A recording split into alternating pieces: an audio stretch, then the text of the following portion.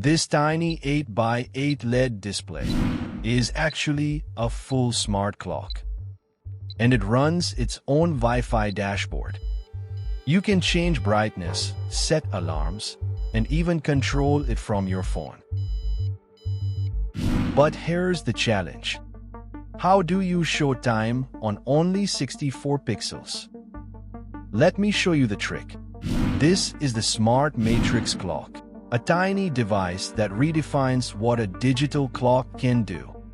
It's powered by Wemos D1 Mini, uses a max 70-19 LED matrix, and a DS3231 real-time clock for accurate time. It even has alarms, hourly chimes, and a ticking sound. At the heart of this project is the Wemos D1 Mini. It runs the entire clock and even hosts the web dashboard. For the display, I'm using an 8x8 max 70-19 LED matrix. That's just 64 pixels to work with, which makes showing time a bit of a challenge. But with a custom font and some clever logic, it turns into a surprisingly readable clock. For sound alerts, there's a small passive buzzer. This handles the ticking sound, hourly chimes, and alarm notifications. To keep the time accurate, I'm using the DS3231 real-time clock module. It has a built-in battery backup, so the clock never loses time. And finally, everything is connected together with a few simple jumper wires. And here is the wiring diagram. Let's connect things together. To start assembling the clock, take breadboard. Install Wemos D1 Mini, buzzer, the DS3231 module, and finally the Max 70-19 LED matrix module on it. A red jumper wire connects the 5-volt pin of the Wemos to the breadboard's positive rail, and a black wire connects ground to the ground rail. Now the DS3231 communicates using I2C. Connect D2 to SDA and D1 to SCL. The buzzer is simple. Its signal pin connects to D6. The LED matrix clock pin connects to D5. Chip select goes to D8. And data input connects to D7. The RTC module connects directly to the 3.3-volt output of the Wemos. All module grounds are tied together through the breadboard ground rail. Finally, the Max 70-19 matrix and the buzzer both receive power from the 5-volt rail. And with that, the entire clock circuit is fully connected. This display has only an 8x8 grid, which means only 64 pixels. But a normal digital clock needs 4 digits. That simply won't fit on a tiny display like this. So instead of showing everything at once, we only display 2 digits at a time. To make this possible, I designed a custom 3x5 pixel font. To solve the problem, I designed a custom pixel font specifically for the 8x8 matrix. Each digit uses only 3 columns and 5 rows. That's a 3x5 pixel digit. This leaves enough space to place 2 digits side by side on the display, with a small gap between them, so the matrix can show 2 numbers at once. For example, the first grid draws the first digit.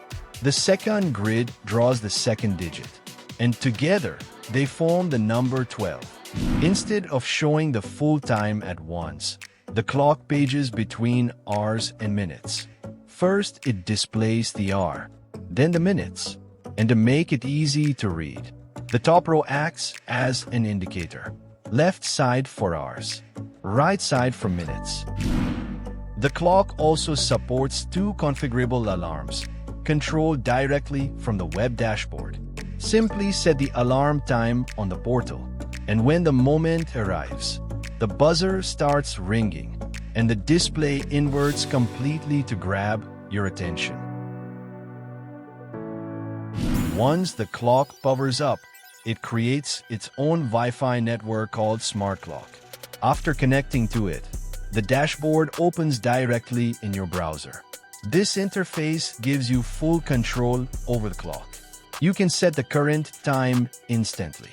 Switch between 12R and 24R formats, and adjust the display brightness depending on your environment.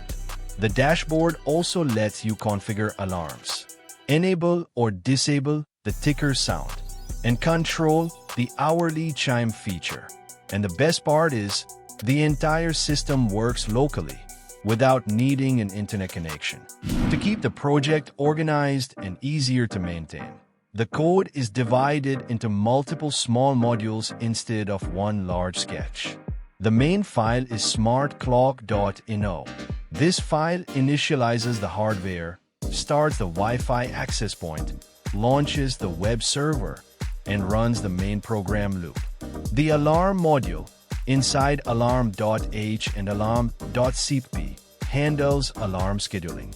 It compares the current time with configured alarms and triggers them when a match occurs. Next is the buzzer module, which controls all sound effects including the ticking sound, hourly chime, and alarm tone using non-blocking timing. The config module manages system settings like brightness, alarm parameters, and display format, and stores them in the internal file system so they persist after reboot.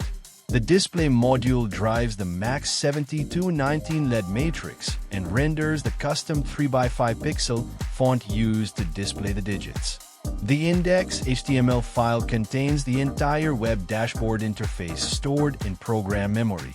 The RTC clock module communicates with the DS3231 real-time clock and reads the current time every second. And finally, the web portal module handles the captive portal and processes browser requests so the clock can be controlled directly from a phone. Together, these modules form a clean and modular architecture for the Smart Matrix clock. And here it is, the Smart Matrix clock in action. What started as a tiny 8x8 LED matrix turned into a surprisingly capable little device. Even with only 64 pixels, the clock can display time clearly using a custom 3x5 font and a clever paging animation. But this project is more than just a clock. It includes Wi-Fi control, a mobile dashboard, adjustable brightness, and configurable alarms. The entire system runs on a small ESP8266 and works completely offline, so everything can be controlled directly from your phone.